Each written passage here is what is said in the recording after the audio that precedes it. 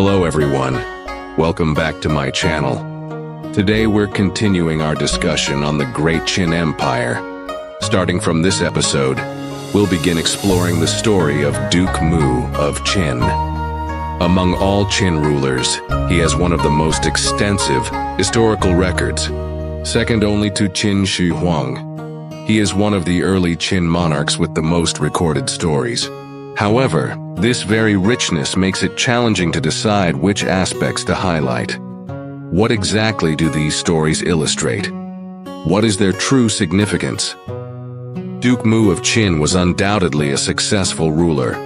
Under his leadership, Qin became one of the 5 hegemons of the spring and autumn period, reaching its peak at that time. However, his success was not an unqualified blessing for Qin, as the state later fell into decline. In the previous episode, we discussed Duke Xuan of Qin. He reigned for 12 years and passed the throne to his younger brother, Duke Cheng of Qin. After his death, Duke Cheng of Qin reigned for only 4 years, and there are very few records of him in historical books. The reason is simple.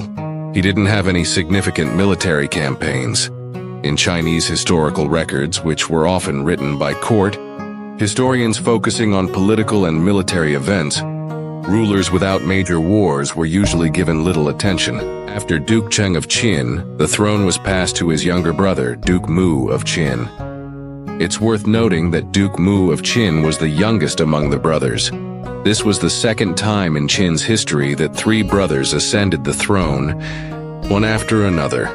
Since the Han Dynasty, Chinese historical narratives have often portrayed Duke Mu of Qin as a wise ruler while diminishing the achievements of Emperor Qin Shi Huang. Many historical records portray Duke Mu as a naturalized outsider, arguing that it was during his reign that Qin truly became a part of the Central Plains political system. Before Duke Mu's reign, although the state of Qin had received official recognition from the Son of Heaven of the Zhou dynasty, it was still regarded as part of the Western Rong. It was only after Duke Mu of Qin that the state of Qin was officially recognized by the Central Plains states. Therefore, one of Duke Mu of Qin's greatest achievements was to make the state of Qin gain the recognition of the Central Plains states. From then on, the state of Qin truly integrated into the political system of the Zhou dynasty. This was even more crucial than his military achievements or his status as a hegemon. In other words, his success was not just a military victory but a transformation of identity. The state of Qin changed from an outsider to an insider. Before Duke Mu of Qin, the state of Qin received little attention in the historical records of the Central Plains, because at that time the state of Qin was still regarded as part of the Western Rong. Many people believed that since the era of King Yu of Zhou, the Guangdong region had been occupied by the Western Rong, and the people of Qin were merely one of the tribes. However, under Duke Mu's rule, the state of Qin gradually rose in power and laid the foundation for its later dominance in the Warring States period. Had Duke Mu of Qin never existed, historical records today might describe Qin as follows. There was once a Western ethnic group called Qin. Much like the Xiongnu, they initially existed on the fringes of the Central Plains, but were later recognized as part of Chinese civilization. However, it was precisely because of Duke Mu of Qin's efforts that the status of the state of Qin underwent a fundamental change. Why is this important? Because once the state of Qin was recognized as part of the Central Plains, it could attract a large number of talents. Later history has proven that it was these scholars, generals, and officials from the 6 states that enabled the state of Qin to achieve a leap in culture and system. If the state of Qin had always been regarded as part of the Western Rong, even with a high salary offer, no one would have been willing to serve there. Therefore, to some extent, the success of the state of Qin was due to its recognition by the Central Plains states. Because of this, the state of Qin could attract talented individuals with high salaries. bringing in the most advanced culture and systems. The state of Qin was highly proactive in implementing reforms, arguably the most reform-driven state during the Warring States period. Especially when the 6 states in the Central Plains were trapped in internal strife, conservatism, and stagnation, the state of Qin became a hotbed of innovation and reform. Some argue that Qin Shi Huang unified China primarily through military force and harsh policies. However, I believe otherwise. I think that the victory of the state of Qin in the final analysis was because it was more progressive.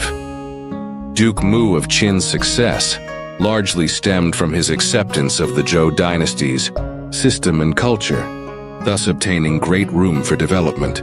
At the same time, the geographical location of the state of Qin also made it an important commercial and trade passage connecting the Central Plains and the Western tribes. Trade brought wealth, and wealth fueled further development. For this reason, the state of Qin wasn't short of money in later history. Many people may think that the state of Qin carried out reforms frequently because of economic difficulties. In fact, in reality, the opposite was true. The reforms in the state of Qin were often carried out voluntarily rather than out of necessity. The reforms in the Central Plains states were often driven by the pressure of survival and would stop once the pressure was relieved a little. However, the state of Qin was different. It kept trying new systems. Even if a reform failed, it could quickly adjust its direction because it had sufficient resources to support these changes. In general, with Duke Mu of Qin's efforts, the state of Qin achieved leapfrog progress in culture and economy, and finally, surpassed the Central Plains states in the Warring States period. Many people think that the state of Qin had always been barbaric. However, this view may have some truth in the era of Duke Mu of Qin. But during the Warring States period, saying that the state of Qin was barbaric was more like a kind of jealousy and dissatisfaction towards the powerful.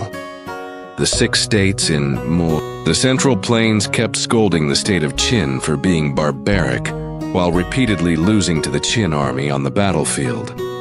In such a situation, they could only console themselves with the label of barbaric.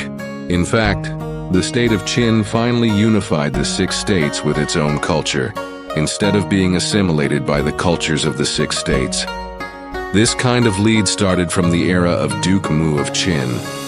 If we trace back further, the reason why Duke Mu of Qin was able to take this crucial step was largely due to the foundation laid by his elder brother, Duke Xuan of Qin.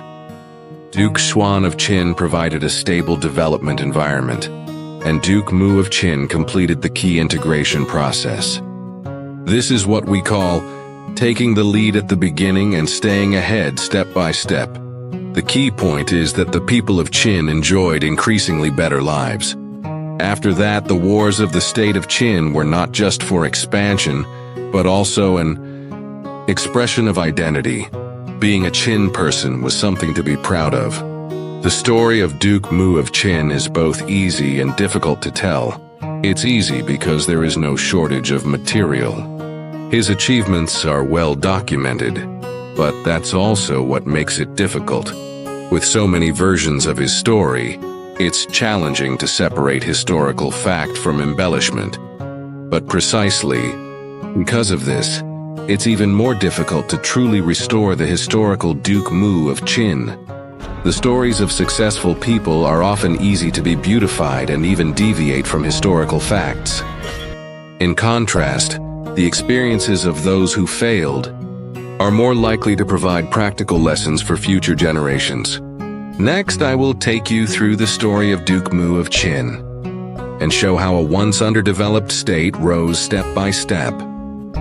In the final analysis, it can be summed up in one sentence: being a Qin person is a kind of honor. Thanks for watching. Don't forget to like, share, and subscribe. See you in the next episode.